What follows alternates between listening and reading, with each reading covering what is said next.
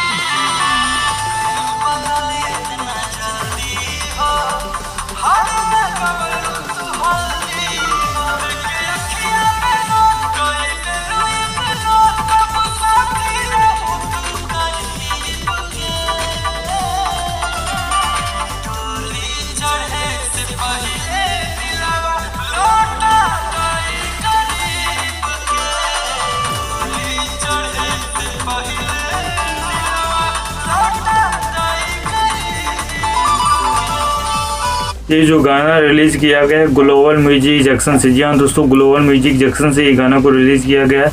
इस गाने के जो लिरिक्स लिखे हैं, जो गाने लिखे उनके नाम है चंदन यदुवंशी जी। चंदन यदुवंशी जी इस गाने को लिखे हैं, जो कि लाजवाब कमाल लिखे हैं गाना यार। काफ़ी सैड सॉन्ग है, काफ़ी अच्छा गाना लिखे हैं। इस गाने में जो म्यूजिक दिए हैं, जो कि लाजवाब गजब दिए हैं, उनका नाम है जो म्यूजिक दिए हैं छोटू रावत। जी हाँ दोस्तों, छोटू रावत इस गाने में म्यूजिक दिए हैं, जो कि लाजवाब और गजब दिए हैं, सुनिए ना।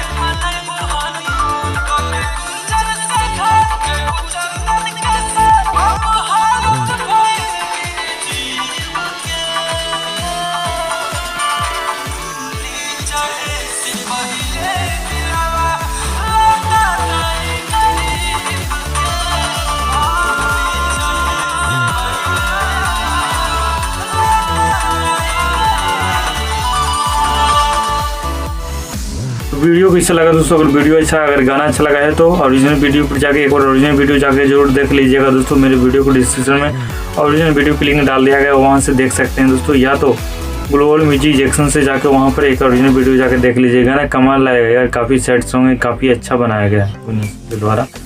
बाकी वीडियो कैसा लगा दोस्तों? अगर वीडियो अच्छा लगा तो मेरे भी चैनल को सब्सक्राइब कर दीजिएगा, लाइक कर दीजिएगा। Thank you so much.